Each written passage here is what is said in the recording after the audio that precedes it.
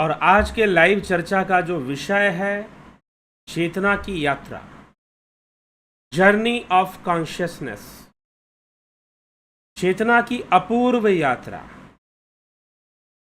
ठीक, journey of consciousness, चेतना की यात्रा क्या है,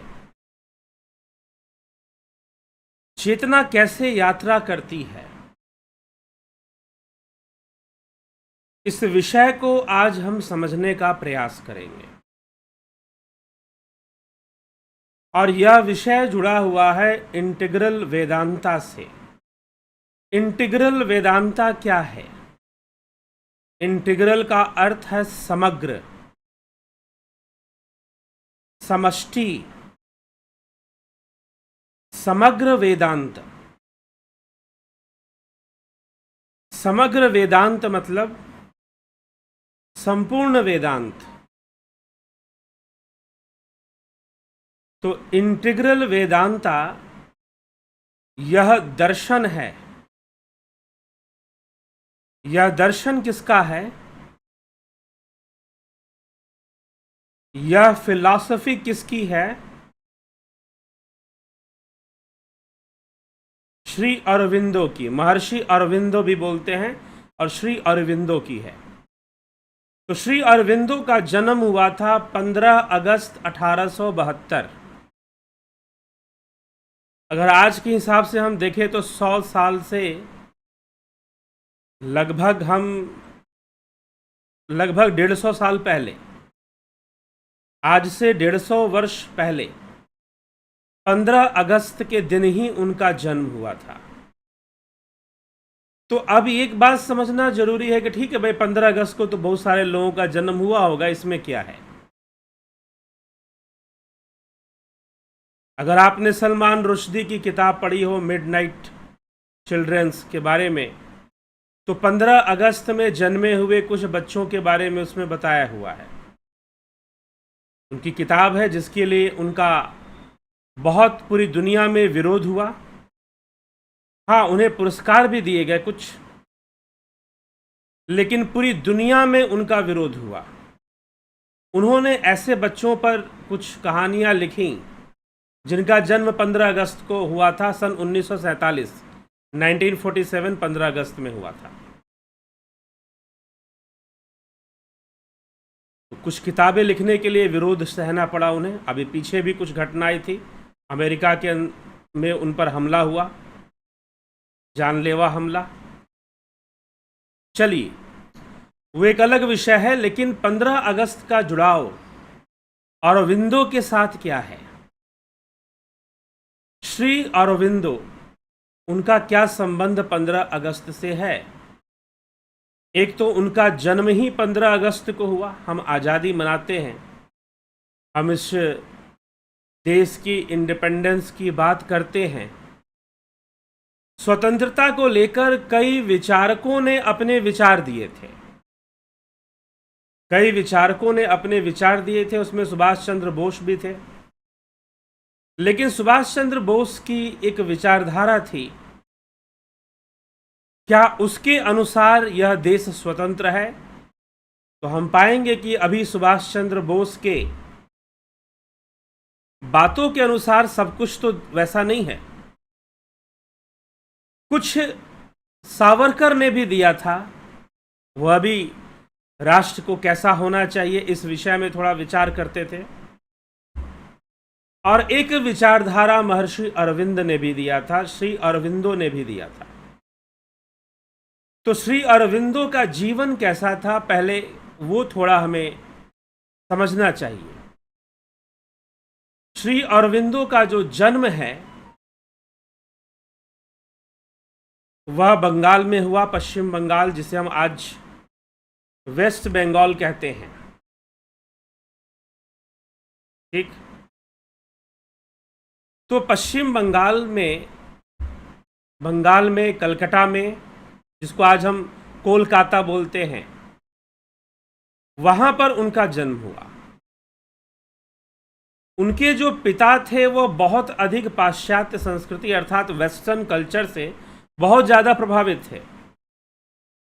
और वो चाहते थे कि उनके जो बच्चे हैं वो वेस्टर्न कल्चर ही सीखे, अंग्रेजी भाषा सीखे, और ऐसा उद्देश्य लेकर बहुत जल्द 9 वर्ष की उम्र में बताते हैं लगभग, ठीक, 1879 72 में जन्म हुआ था उनका।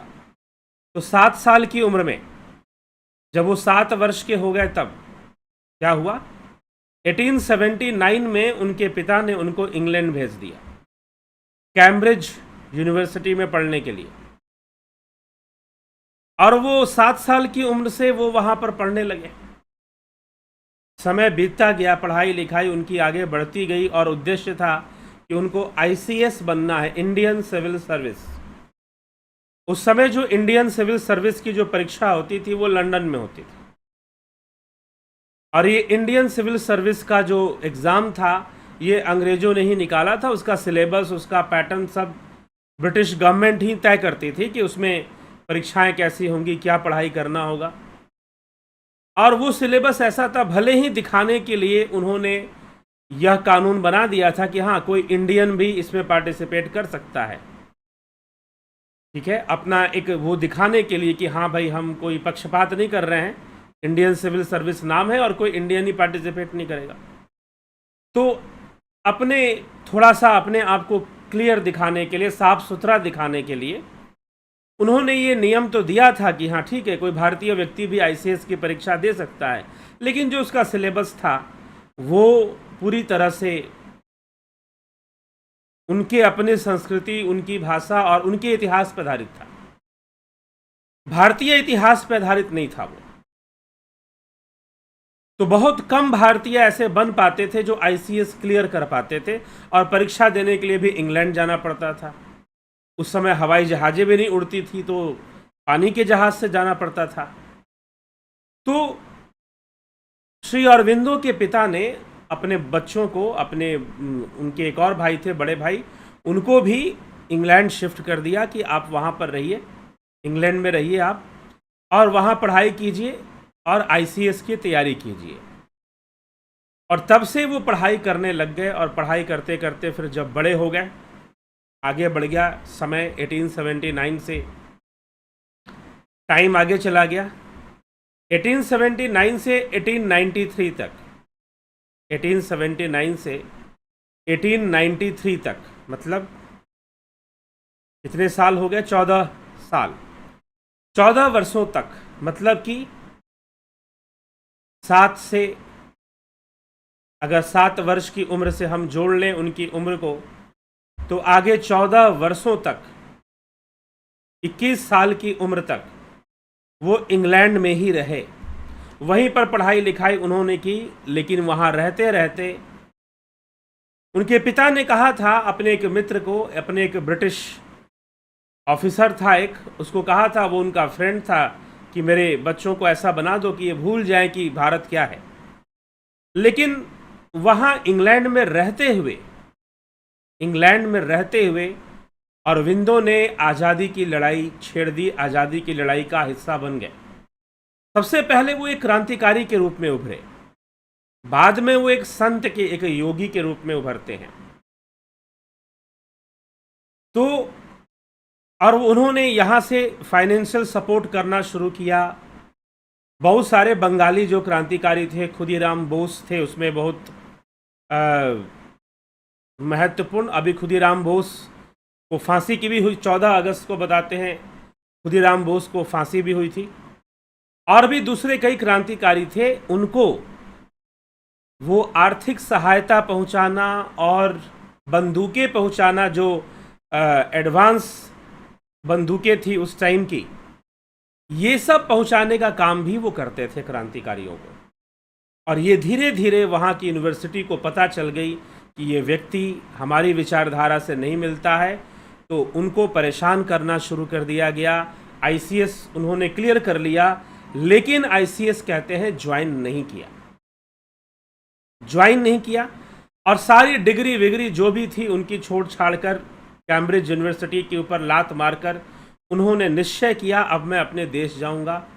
और सीधा वो मुंबई और वहाँ से गुजरात, बड़ौदा पहुँच गए। बड़ौदा कॉलेज के अंदर उन्होंने पढ़ाने का काम शुरू कर दिया, अंग्रेजी भाषा, फ्रेंच भाषा, फॉरेन लैंग्वेज, क्योंकि उनको बहुत सारी भाषाएं आती थी, जर्मन, फ्रेंच, इंग्लिश, ये सब बहुत अच्छे से जानते थे, वो बोलते थे।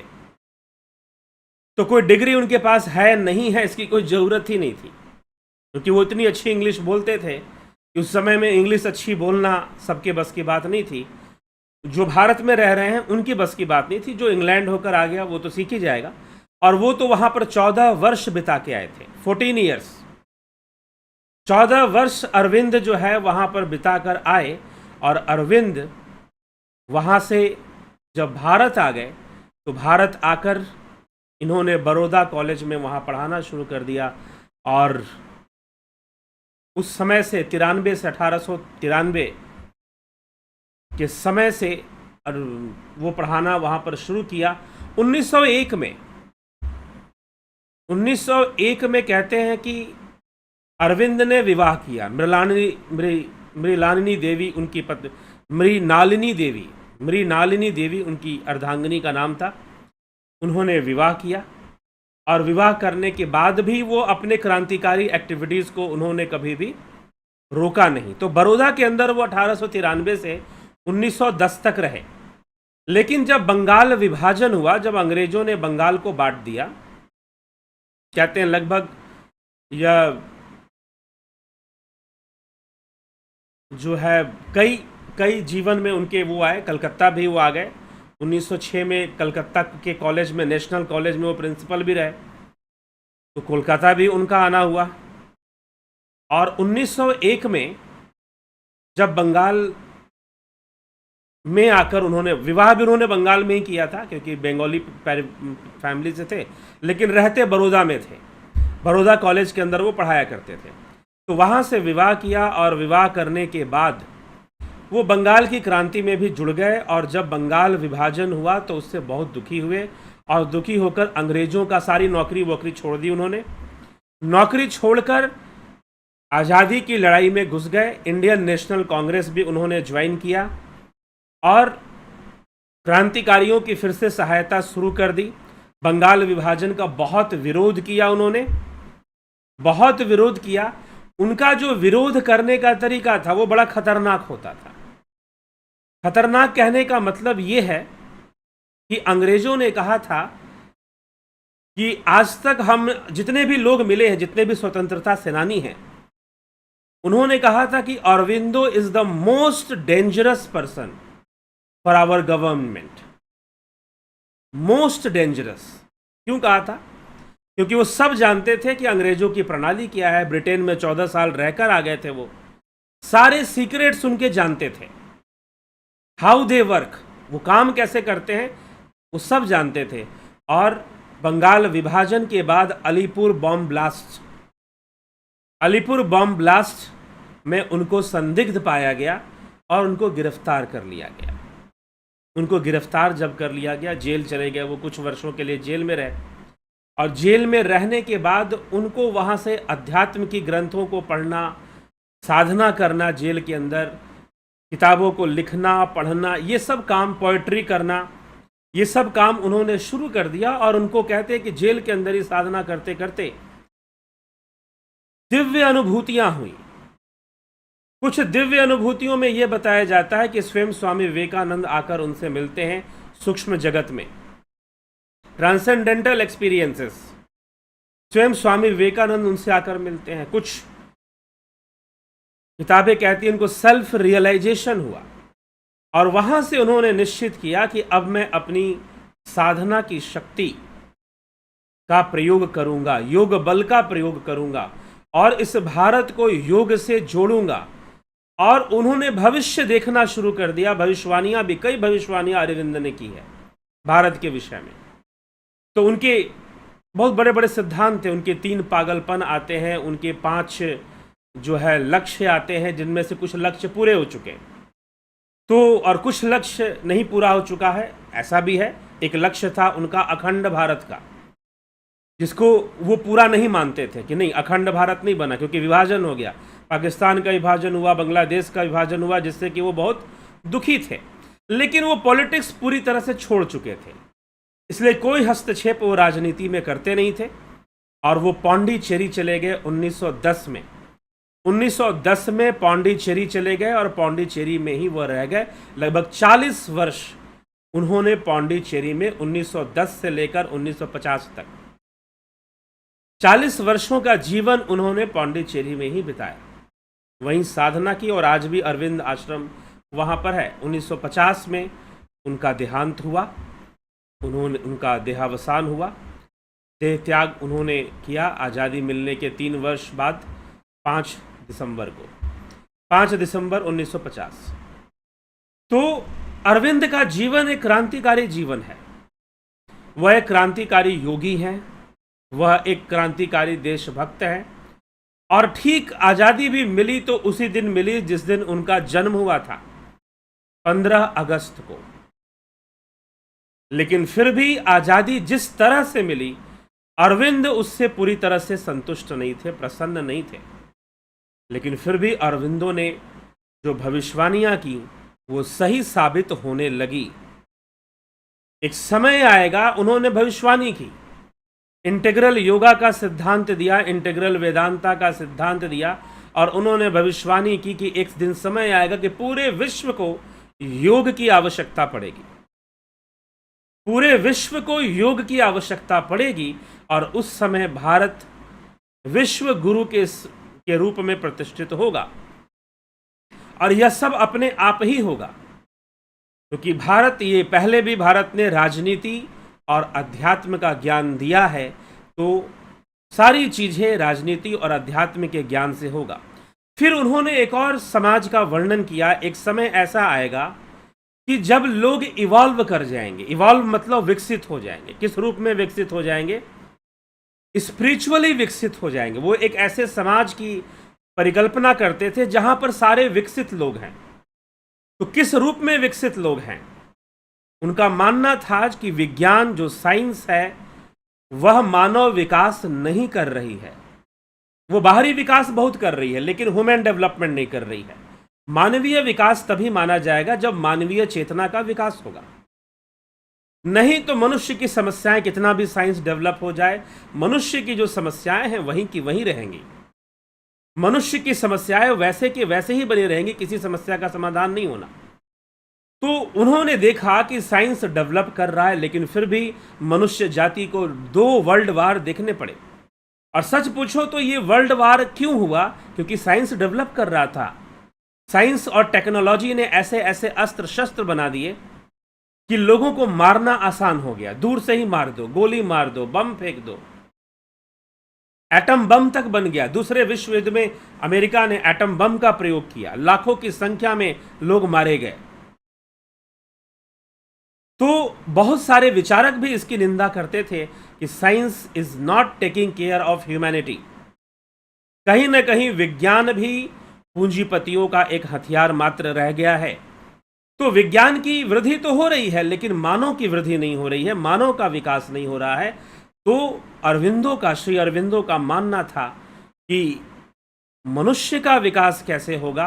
तो मनुष्य का विकास उसकी चेतना के विकास से होगा, उसकी कॉन्शियसनेस को इवॉल्व करना होगा। और जब तक वो इवॉल्व नहीं होगा, तो उनका एक और भविष्यवाणी है कि एक समय ऐसा भी दुनिया में होगा कि सारे मनुष्य जाति इवॉल्व हो जाएगी। और वो कैसे इवॉल्व होगी? Through integral yoga, through integral Vedanta ही, क्योंकि इवॉल्व होने का यही तरीका है। हमारे शास्त्र ही हैं जो विकासवाद का सिद्धांत देते हैं, इवोल्यूशन की थ्योरी देते हैं। तो अरविंदो का संपूर्ण सिद्धांत वो 3 भाग में है, वो 3 विषय में है। वो है इवोल्यूशन, इन्वोल्यूशन और integration. Evolution, involution and integration. इसमें सारी चीजें उन्होंने बता दी है इन 3 विषयों में। लेकिन ये संपूर्ण विषय आता कहां से है? ये संपूर्ण विषय हमारे दर्शन शास्त्रों से आता है, हमारे वेदांत से आता है।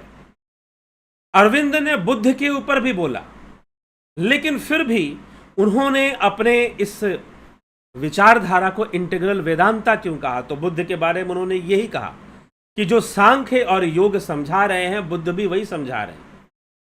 तो बुद्ध को वेदांत से अलग कर नहीं देखना चाहिए। ये अरविंदो के अपना दृष्टिकोण था। तो अरविंदो ने कहा कि श्री अरविंदो कहते हैं कि ह्यूमन कॉन्शियसनेस को इवॉल्व करना होगा, लेकिन इवॉल्व करने के पहले आपको यह जानना चाहिए कि इन्वोल्यूशन कैसे हुआ है, इन्वोल्यूशन किसका हुआ है और कैसे हुआ है। तो उन्होंने बताया कि इन्वोल्यूशन हुआ है सच्चिदानंद का। सच्चिदानंद क्या है? सच्चिदानंद क्या गॉड है? सच्चिदानंद क्या परमात्मा है? तो उन्होंने कहा कि नहीं, सच्चिदानंद तो स्वयं अपने आपको परिभाषित करता है, सत्य चित्त आनंद। सत्य मतलब रियलिटी, एब्सोल्यूट रियलिटी, जो परम सत्य है। चित्त मतलब जो चैतन्य है, चेतना है, जो प्योर कॉन्शियसनेस है, जो परम सत्य है, एब्सोल्यूट रियलिटी है और जो प्योर कॉन्शियसनेस है, और वही आनंदमयी है, ब्लिसफुल है, वह ब्लिसफुल है। तो सच्चिदानंद, और श्री अरविंदो के अनुसार सच्चिदानंद, यह सच्चिदानंद है, वह उसका इन्वोल्यूशन होता है।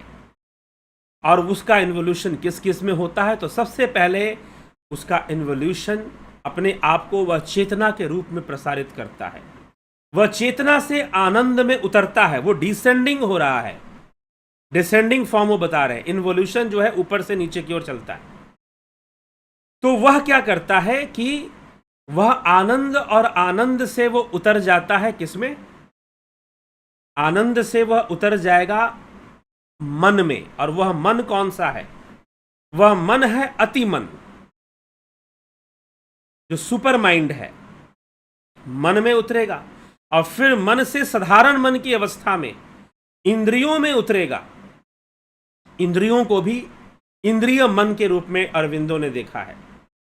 तो इंद्रियों में उतरेगा, और इंद्रियों से जीवन में उतरेगा, और जीवन से पदार्थ में उतरेगा, मतलब मटेरियल लाइफ में आ जाएगा। और जैसी पदार्थ में आ गया तो मटेरियलिज्म आ जाएगा। यहाँ पर पदार्थवादी विचारधारा आ जाएगी, और पदार्थवादी जीवन हो जाएगा। व्यक्ति का जीवन पदार्थों के वशीभूत हो जाएगा, मटेरियल लाइफ हो जाएगा फिर। तो ये इन्वोल्यूशन का प्रोसेस है। ऐसे वह जो सच्चिदानंद है, तो यह कहाँ से, इसका लिंक कहाँ से जुड़ता है? सांख्य शास्त्र से, सांख्य दर्शन से। जैसे सांख्य में बताया गया प्रकृति का विकास होता है, तो प्रकृति का विकास कैसे हो रहा है? प्रकृति का विकास बुद्धि, फिर मन, फिर अहंकार, फिर पंचभूत, पंच ज्ञानेंद्रियां, पंच कर्मेंद्रियां, पंच तन्मात्राएं। इस प्रकार से ये डेवलपमेंट चलता है। इस तरह से ये नीचे की ओर जाता, फैलता है। तो वह जो सच्चिदानंद है, उस सच्चिदानंद ने क्या किया?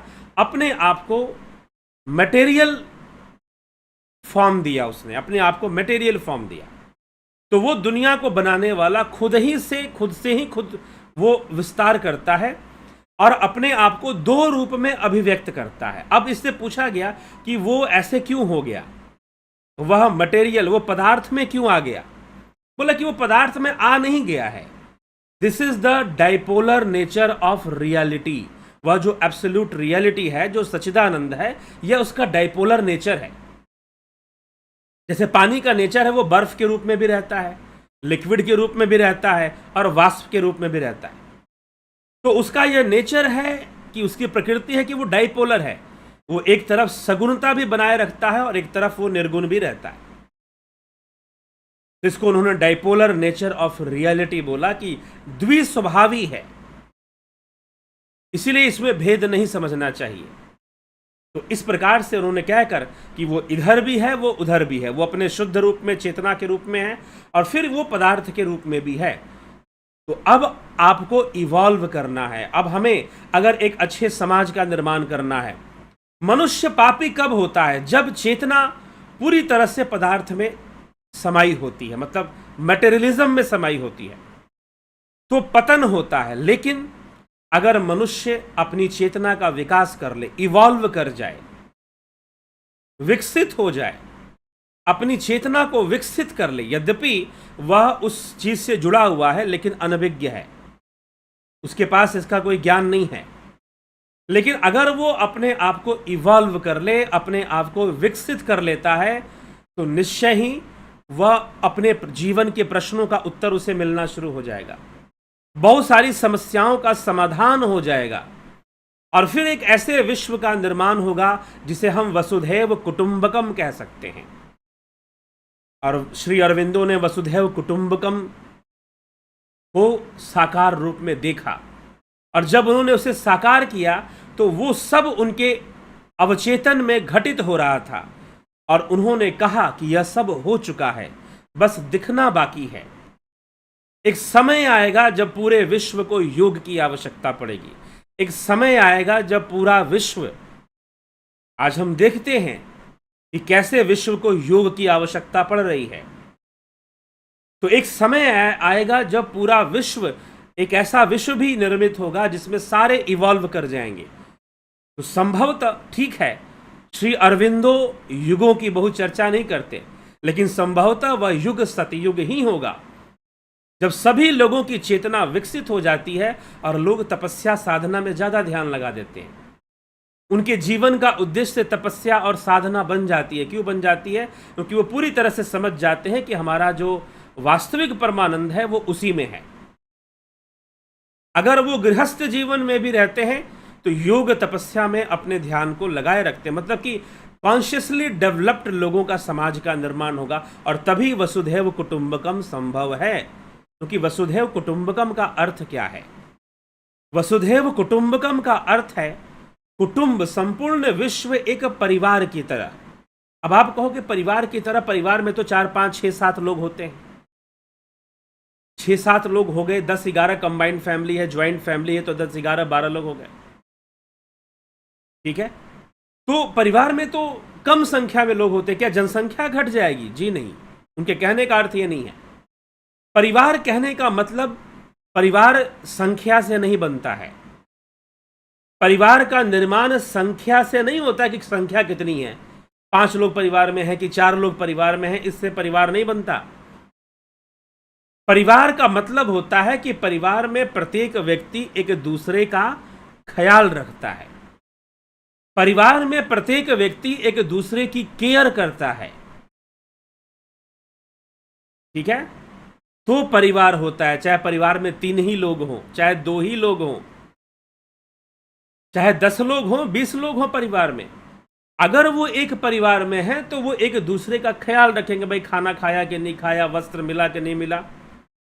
तो जब ऐसी घटना हो जाएगी कि संसार के सभी लोग एक दूसरे का ख्याल रखेंगे, एक दूसरे की चिंता करेंगे और एक दूसरे की सहायता करना, परिवार की भांति रहना वो शुरू करेंगे। लेकिन ये संभव कैसे है? ये जबरदस्ती संभव नहीं है। श्री अरविंदो के हिसाब से, उनके अनुसार ये जबरदस्ती नहीं हो सकता। आप जबरदस्ती वसुधैव कुटुंबकम की तरह रहो, लोग नहीं रहने वाले, लोग झगड़ेंगे, लड़ेंगे। क्यों? और लोग छोटी छोटी बातों के लिए लड़ेंगे, जिस विषय के बारे में उनको कोई नॉलेज ही नहीं है, वो जानते ही नहीं है, उन विषयों पर लड़ेंगे और हत्याएं करेंगे एक दूसरे की। तो जब तक उनकी चेतना का विकास नहीं होगा, जब तक उनकी कॉन्शियसनेस इवॉल्व नहीं हो जाएगी, तब तक यह संभव नहीं है कि वसुधैव कुटुंबकम के लक्ष्य को प्राप्त किया जा सके।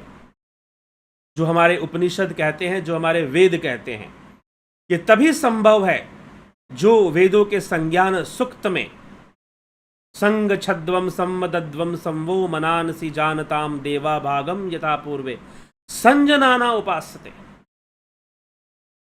देवा भागम यथा पूर्वे संजनाना उपासते।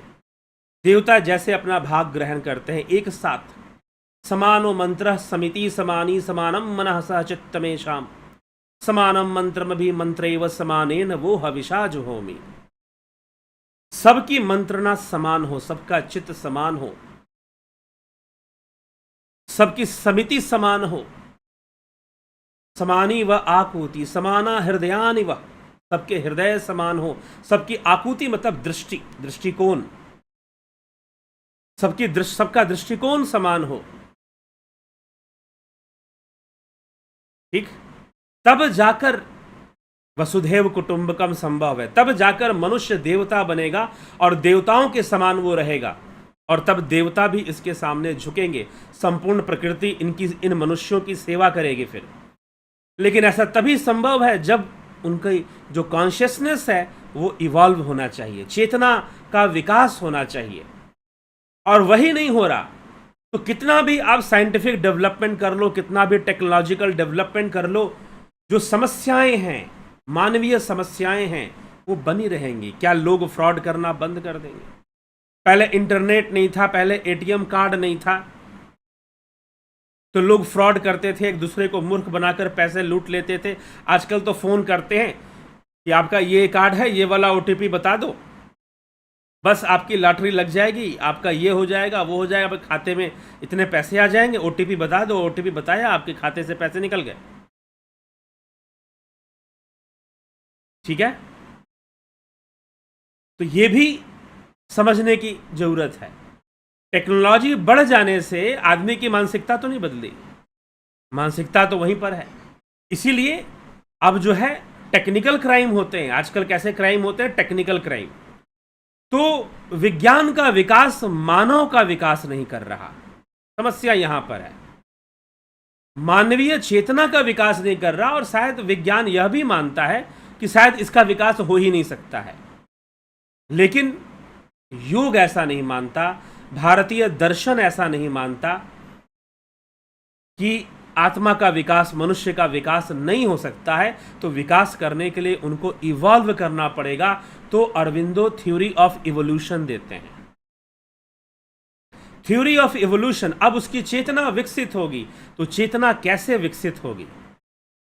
चेतना कैसे विकसित होगी? तो वो कहते हैं कि उसकी चेतना विकसित होगी पदार्थ से जीवन की ओर, और फिर जीवन से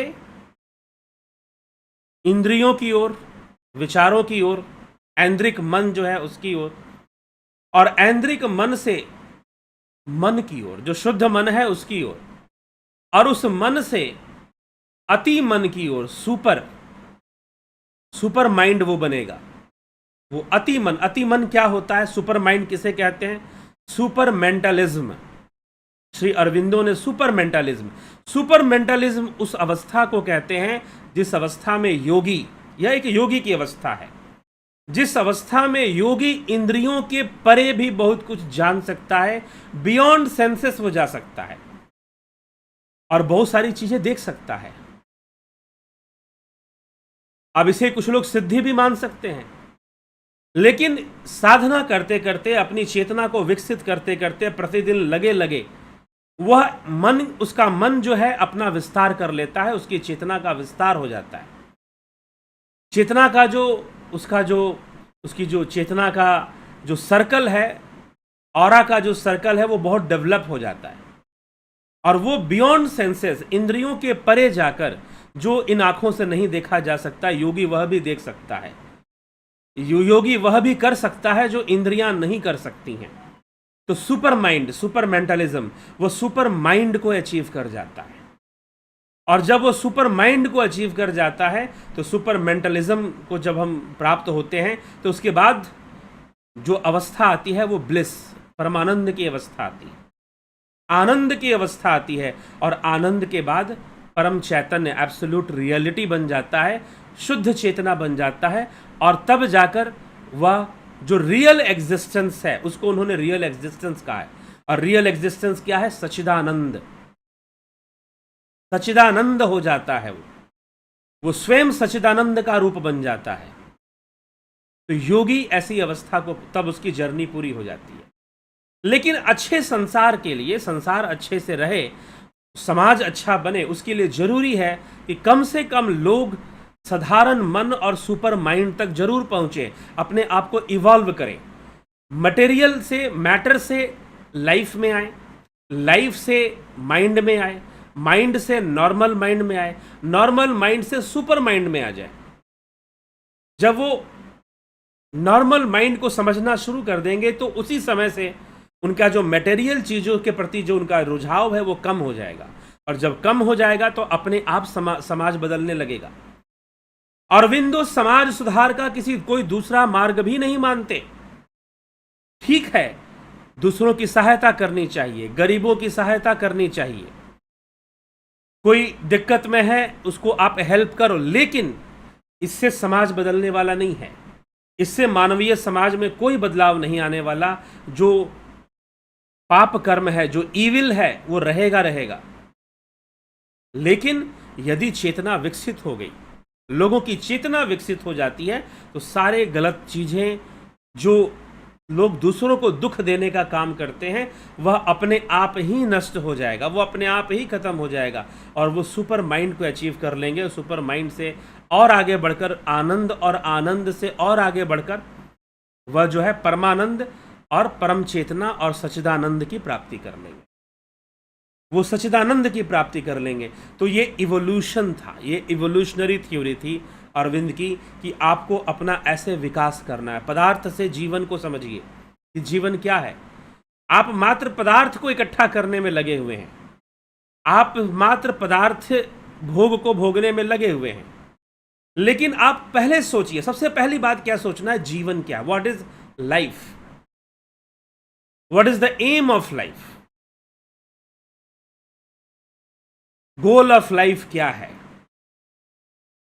क्या बहुत अमीर बनना, क्या किसी बहुत बड़े पद पर जाकर बैठ जाना, आईएएस अधिकारी और ये सब बन जाना, और क्या बहुत जी नहीं। Goal of life is the self realization. Know thyself, who am I.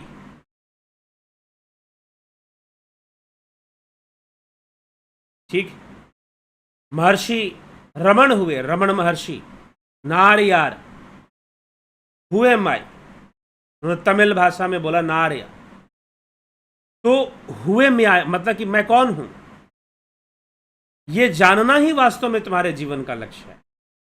ठीक है, बाकी जो भी ड्यूटीज हैं, जो भी कर्म है, वो हमें संसार में करने होते हैं। लेकिन जब हम विकसित हो जाते हैं तो वो कर्म भी करते हैं। ऐसा नहीं कि हम संसार के कर्म छोड़ देते, करते हैं, लेकिन विकसित मन से करते हैं, डेवलप्ड माइंड से करते हैं, सुपर माइंड से करते हैं। तो सुपर माइंड से जब हम कर्म करते हैं, उसमें अनासक्ति नहीं होती, क्षमा करें, आसक्ति नहीं होती, अटैचमेंट नहीं होती। जब सुपर माइंड से हम कर्म करते हैं, भगवान कृष्ण ने कहा कि जो सांख्य योगी होते हैं, वो स्वाभाविक रूप से निष्काम कर्म करते हैं, स्वाभाविक रूप से निष्काम कर्म करते हैं। तो जो सुपर माइंडेड लोग होते हैं, वो निष्काम कर्म उनका स्वाभाविक रूप से ही होता है। तो सुपर माइंड की अवस्था को उन्होंने बताया, डेवलप्ड माइंड जो है, जिसकी चेतना विकसित हो गई है, उसके लिए कहा। तो जब ऐसी अवस्था कोई प्राप्त कर लेगा, तो निश्चय ही उसकी चेतना विकसित हो जाएगी, उसका कर्म भी फिर वैसे ही होगा, उसका कर्म भी फिर वैसे ही होगा, और तभी सतयुग की रचना होगी। तो एक ऐसा भी समय आएगा जब दुनिया पूरी तरह से योग को समर्पित हो जाएगी, क्योंकि उनके जीवन की समस्याओं का समाधान योग में होगा, ना एलोपैथिक दवाइयों में होगा, ना बड़े बड़ी चीज़ों में होगा। लाइफ का जो उनका सॉल्यूशन है वो योग में ही होगा। धीरे धीरे लोग समझेंगे, और ऐसा भी समय आएगा और वसुधैव कुटुंबकम भी स्थापित हो जाएगा। तो श्री अरविंदो ने ये सारी भविष्यवाणियां, कई प्रकार की उन्होंने भविष्यवाणियां भी की, कई प्रकार की उन्होंने बातें भी बताई, और इस प्रकार से योग के विषय में इवोल्यूशन क्या है, इन्वोल्यूशन क्या है, इसकी उन्होंने चर्चा की। और इसके बाद इंटीग्रल योगा। तो चेतना का विकास कैसे होगा, चेतना कैसे विकसित होगी, वो कौन सा मार्ग है चेतना के विकास के लिए, तो वह ध्यान योग का मार्ग है। वह ध्यान योग का मार्ग है, जिससे कि हमारी चेतना विकसित हो सकती है। वही उपनिषद की इंटीग्रल वेदांता पूरी तरह से उपनिषदों पर निर्भर है। इंटीग्रल वेदांता क्या है, कंप्लीट कंक्लूजन ऑफ वेदांता वो लेकर आते हैं। वेदांत के हर पक्ष को देखने के बाद, अध्ययन करने के बाद, वो एक कंप्लीट कंक्लूजन लेकर आते हैं वेदांत का, और इवोल्यूशनरी थ्योरी को देते हैं कि ये इवॉल्व करना जरूरी है। और योगी होने का मतलब क्या है, इवॉल्व, यू शुड इवॉल्व। योगी होने का मतलब ही है कि आपको इवॉल्व करना है। अब आपको एक बता दूं, पाश्चात्य दर्शन में, वेस्टर्न फिलॉसफी में एक फिलॉसफी आती है जो कि कंटेम्पररी फिलॉसफी में आती है, एग्जिस्टेंशियलिज्म। एग्जिस्टेंशियलिज्म, अस्तित्ववाद। अस्तित्ववाद में सार्त्र एक फिलॉसफर हुआ, किर्केगार्ड एक फिलॉसफर हुआ, तो इन निश्चय एक फिलॉसफर हुआ। तो ये जो दार्शनिक थे, एक और भी कुछ फिलोसोफर थे जो कि अस्तित्ववादी थे, उनका कहना था अस्तित्व किसका है, हु एग्जिस्ट, हु एग्जिस्ट। तो उन्होंने कहा कि whoever evolve they exist and who is not evolving they do not exist.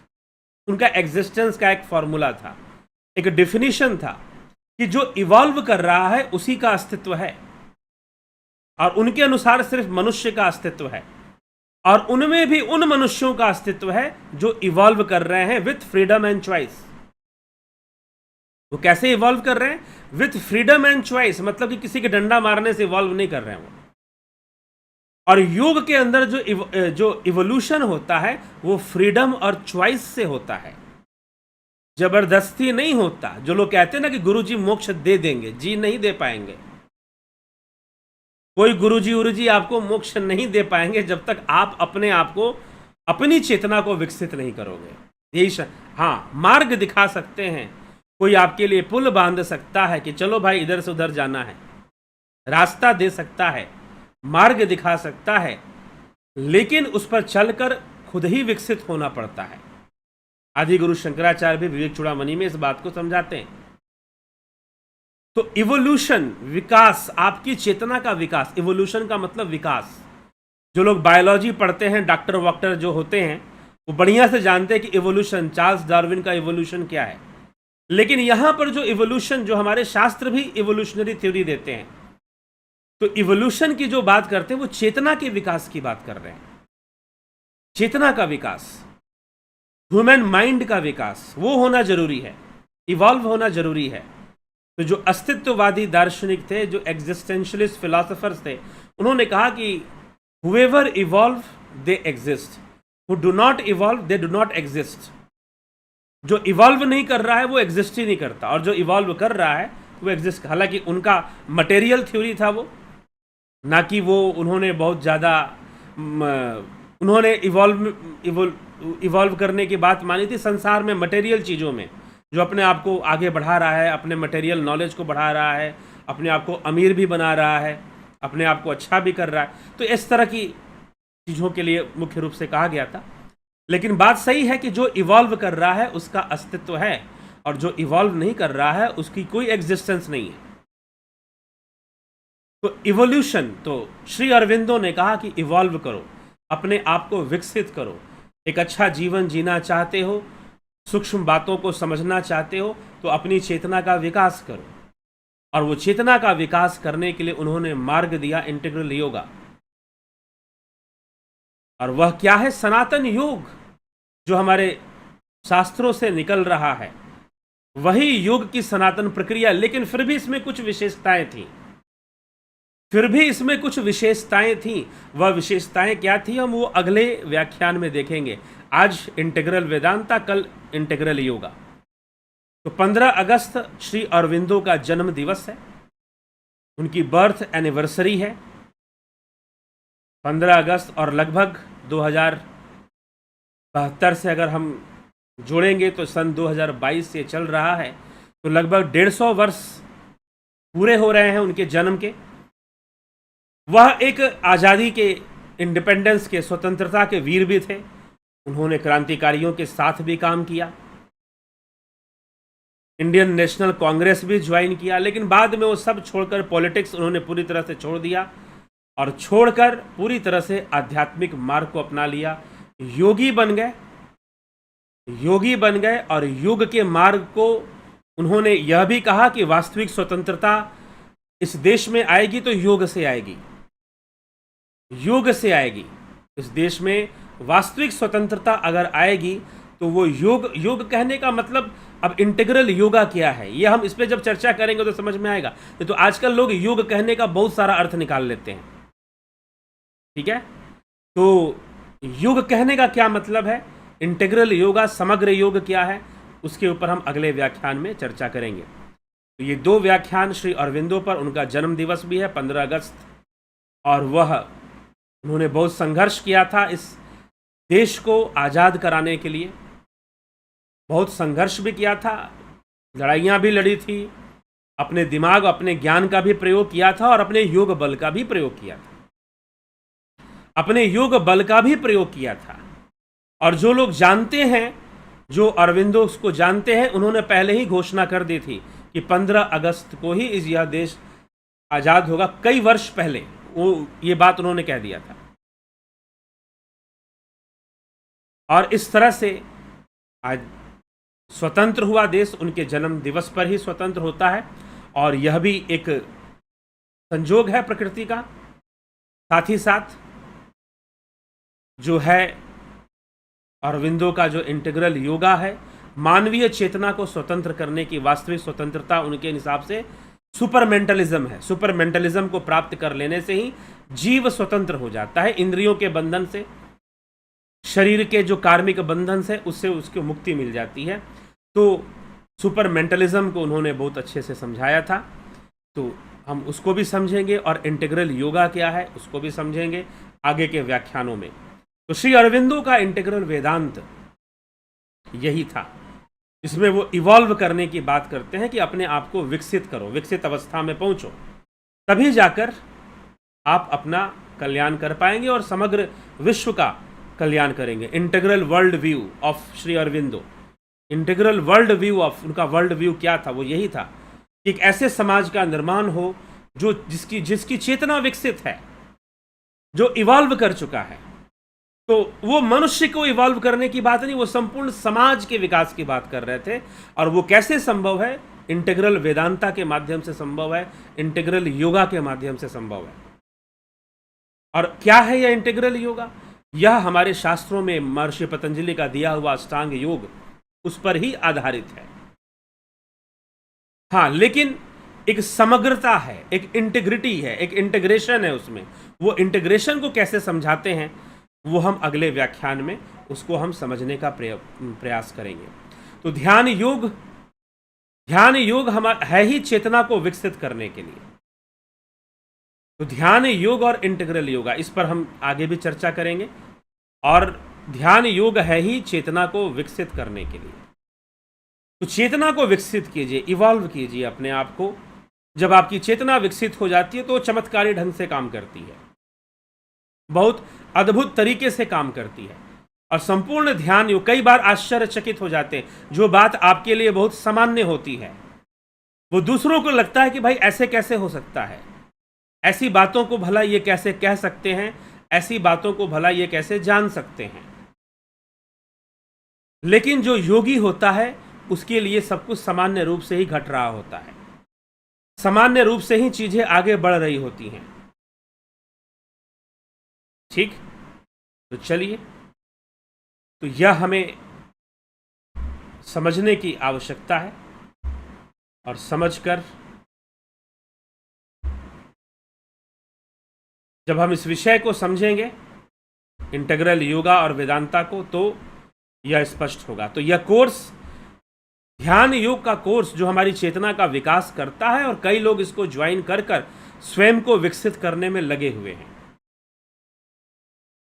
ध्यान योग का कोर्स हमारी चेतना को विकसित करता है और कई लोग इसको ज्वाइन कर अपने आप को विकसित करने में लगे हुए हैं, समाज को भी विकसित करने में लगे हुए हैं। हम एक ऐसे समाज का निर्माण करें जिनकी चेतना विकसित हो, जो ध्यान योगियों का समाज हो, जो ध्यान योग करने वालों का समाज हो। तो दिव्य सृजन समाज भी एक ऐसा ही समाज की परिकल्पना करता है, एक ऐसे ही समाज के बारे में सोचता है जो ध्यान योगियों का समाज हो, और उनके लिए ध्यान योग करना उनका स्वभाव हो, जबरदस्ती ना हो, उनके स्वभाव में आ जाए। और उसके लिए प्रयासरत हमें रहना चाहिए। अब जो है प्राकृतिक चिकित्सा और योग, यह भी आपको करना चाहिए।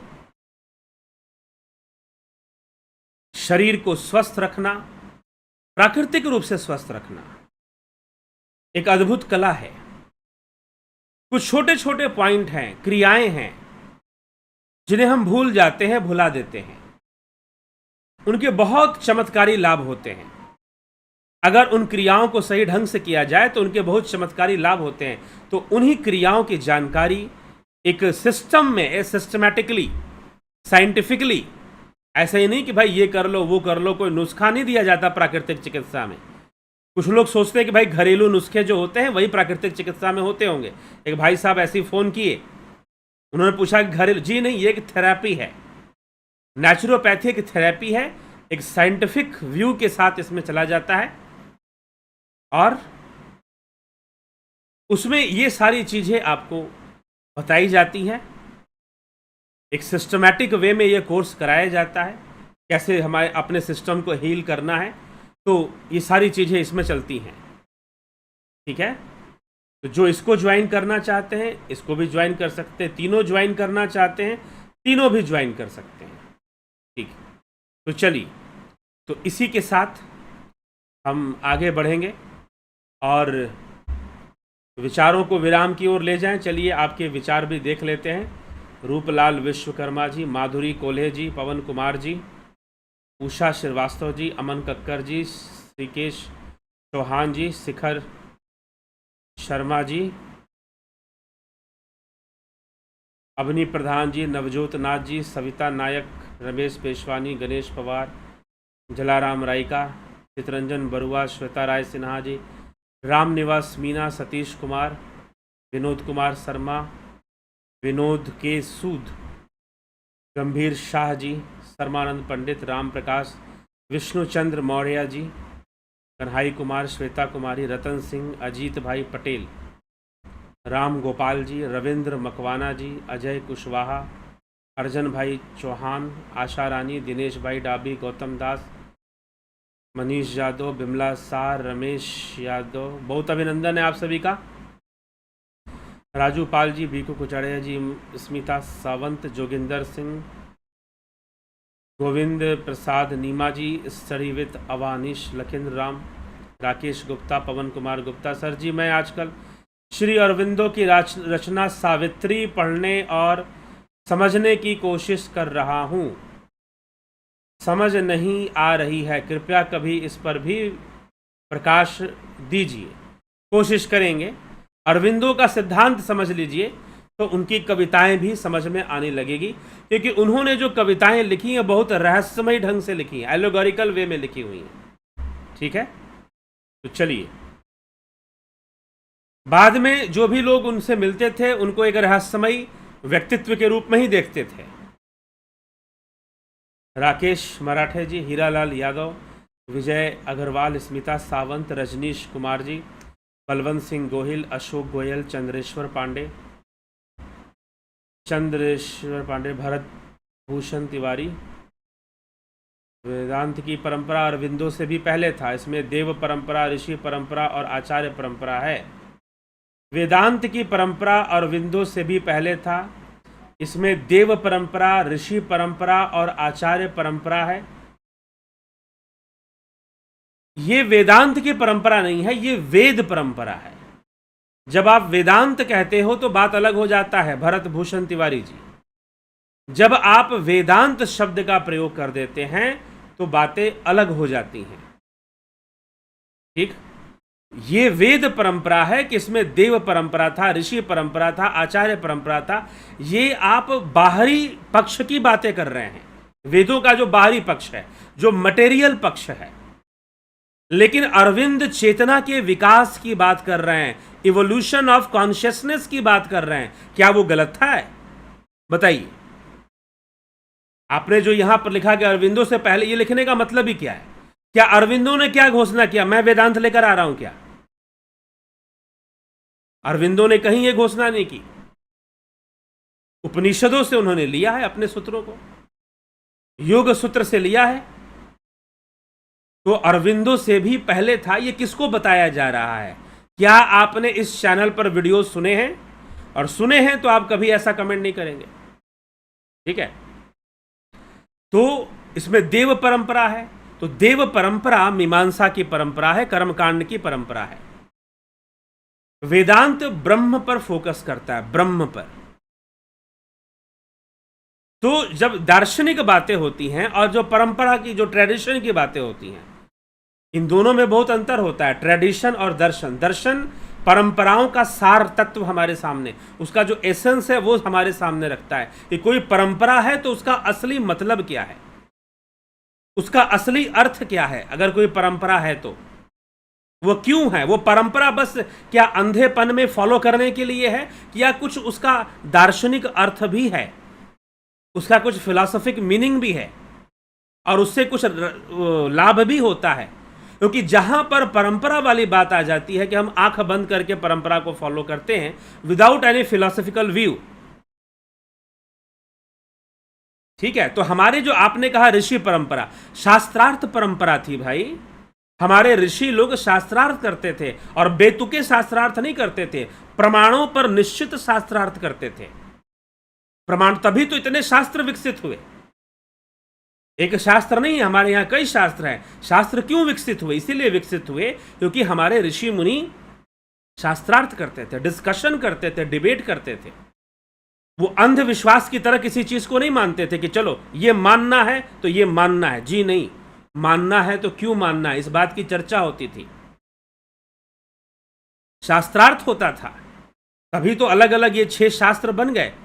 एक आ गया आपको सांख्य, एक आ गया योग, मीमांसा, वेदांत, न्याय, वैशेषिक,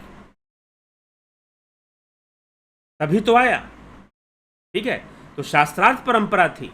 तो जब हम कई बार परंपरा शब्द का प्रयोग करते हैं तो जैसे कि आप आंख बंद कर किसी चीज को फॉलो करो, जी नहीं, ऐसी किसी परंपरा के लिए नहीं कहा गया। और यहां पर योग परंपरा और वेदांत परंपरा को ही अरविंदो आगे बढ़ा रहे हैं। चलिए, सचिन, सिविल इंजीनियरिंग, नरसाराम, जयंती भाई पटेल जी, स्टडी विथ अवनीश, चेतना साकार है या निराकार है, और सुपर कॉन्शियसनेस इसे कहते हैं। चेतना, आप खुद ही विचार कीजिए, चेतना साकार है या निराकार? आपका व्यक्तिगत अनुभव क्या कहता है, चेतना साकार है या निराकार?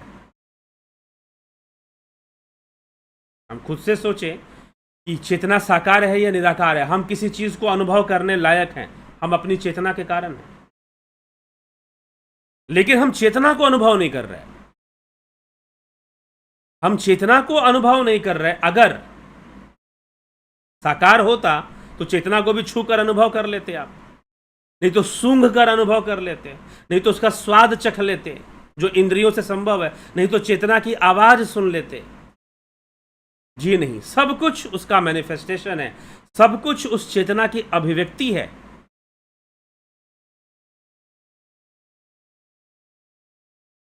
ये खुद से हम विचार करें कि चेतना साकार कैसे हो सकता है। आकाश मजुमदार, गुरुजी मेरा एक क्वेश्चन है कि सोचिए मुझे कोई आदमी ने मुझे मारा, मैंने कोई पहले ऐसा कोई कर्म किया इसलिए मुझे मारा, लेकिन इसे मैं क्या उस आदमी का भी कर्म जुड़ चुका हूँ? क्या लिख रहे हैं ये स्पष्ट नहीं है। अगर किसी ने आपको मारा तो जी हाँ, बिल्कुल कर्मों के फल के रूप में ही चीज़ें प्राप्त होती हैं, इसमें कोई संशय नहीं है। ठीक है, इसमें क्या उस आदमी का भी कर्म जुड़ चुका है? बिल्कुल जुड़ चुका है, उसका भी कर्म जुड़ चुका है। उसने मारा, उसका भी कर्म जुड़ चुका है। ठीक, ललित किशोर जी, ट्रू इंडियन, गुरुजी भगवान के स्वरूप का ध्यान करने से क्या होता है? मतलब क्या सिर्फ स्वरूप ध्यान कर सकते हैं? स्वरूप क्या है? महर्षि पतंजलि लिखते हैं, तद्द्रष्टु स्वरूपे अवस्था नाम। स्वरूप की प्राप्ति तो ही योग का लक्ष्य है, स्वरूप की प्राप्ति ही योग का लक्ष्य है। ठीक, मध्यमा का ध्यान में क्या उपयोग है, यह एक अलग विषय है। मध्यमा कहने का तात्पर्य क्या है? मध्य मार्ग बताया है कि बीच का मार्ग अपनाओ, बीच का रास्ता अपनाओ। भगवान कृष्ण ने कहा, सुख दुखे समय कृत्वा लाभा लाभो जया जयो। ठीक, आपकी चेतना किस चक्र पर है? पता नहीं किस चक्र पर, मैंने कभी गौर नहीं किया कि किस चक्र पर है, कहीं है कि नहीं है, कहाँ पहुंच गई, कहाँ नहीं पहुंच गई, मैं नहीं करता। ठीक है, ट्रू इंडियन, वेद व्यास के लिखे वेद, उपनिषद और पुराणों में इतना विरोधाभास क्यों है? कोई विरोधाभास नहीं है, आपके पास सही से पहुंच नहीं रहा है। सही से पहुंचेगा तो कोई विरोधाभास भी नहीं होगा। ठीक है, तो कोई विरोधाभास नहीं है। सही से पहुंचने की आवश्यकता है। वो अपने समय और अपने काल के हिसाब से उन्होंने अपनी बातें लिखी हैं। तो पहला अंतर तो यहां आ जाता है। दूसरी बात, इतने समय में बहुत सारी चीज़ों का बदलाव, बहुत सारे कॉन्सेप्ट बिगड़े हुए हैं, बहुत सारी समझ, अंडरस्टैंडिंग जो है वो खराब हो चुकी है। तो जब उस खराब अंडरस्टैंडिंग के साथ हम पढ़ते हैं तो हमें लगता है कि विरोधाभास है। प्रॉब्लम यहाँ पर है और हमें वहाँ विरोधाभास दिखाई देता है। ठीक है। तीसरा कारण क्या है कि जो पौराणिक ग्रंथ हैं, जो स्मृति ग्रंथ हैं, उनमें मिलावट भी है। क्योंकि उनमें मिलावट करना आसान था। और जो श्रुति ग्रंथ हैं, जो श्रुति शास्त्र हैं, जो सूत्रों में है, जैसे कि शिव सूत्र है, जैसे कि आपको ब्रह्म सूत्र है, तो पहले समझ में आएगा तब तो मिलावट करोगे। जो मिलावट के उद्देश्य से जब तक उसको पूरी बात ही नहीं समझ में आएगी तो घुसाएगा कहां से मिलावट। और कथा कहानी तो है नहीं कि मिलावट हो जाए। ठीक, ये सब सारी चीजें हैं।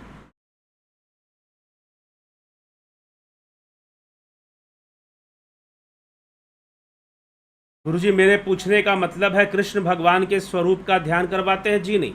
हम जब यहां पर स्वरूप की बात करते हैं तो आत्मा, और कृष्ण क्या कहते हैं कि अहम आत्मा गुड़ाके सर्वभूताश स्थित। हे अर्जुन, मैं सभी भूतों में आत्मा रूप में ही स्थित हूं। अगर आत्मा के स्वरूप को आपने जान लिया, समझो कि वास्तविक कृष्ण को जान लिया। अगर आपने अपनी आत्मा के स्वरूप को जान लिया तो आपने वास्तविक कृष्ण को जान लिया। तो आवश्यकता है उस ओर बढ़ने के लिए। बाकी आप किसी कृष्ण का स्वरूप ध्यान करते हैं तो जहां से भी आपको मिलता है वो आप करिए, हम इसका उत्तर नहीं दे सकते। ट्रू इंडियन, ठीक है। गृहस्थ जीवन में ध्यान की ऊर्जा कैसे बनाए रखते हैं? क्योंकि संन्यास आश्रम में ऊर्जा बचाई रखना आसान है, कुछ भी आसान नहीं है। क्योंकि ऊर्जा को जो आप बता रहे हैं उसको नियंत्रण में रखना ही इतना आसान नहीं है। तो संन्यास हो चाहे गृहस्थ हो, दोनों में ये संभव है। और अगर मान लो कि गृहस्थ भी है तो वो अपनी ऊर्जा को ऊर्ध्वगामी कर सकता है। गृहस्थ भी है तो अपनी ऊर्जा को ऊर्ध्वगामी कर सकता है। किस तरीके से करेगा? एक ही रास्ता है, और वो रास्ता है ध्यान योग का। एक ही रास्ता है अपनी ऊर्जा को ऊर्ध्वगामी करने का, वह मार्ग है ध्यान योग का। वह ध्यान योग का मार्ग है। अगर सन्यासी है, अगर उसे भी अपनी ऊर्जा को ऊर्ध्वगामी करना है तो कौन सा मार्ग है जी? वह भी ध्यान योग का मार्ग है। अगर सन्यासी को ऊर्जा को ऊर्ध्वगामी करना है तो वह भी ध्यान योग का मार्ग है। और अगर गृहस्थ को ऊर्जा को ऊर्ध्वगामी करना है तो वह भी ध्यान योग का मार्ग है।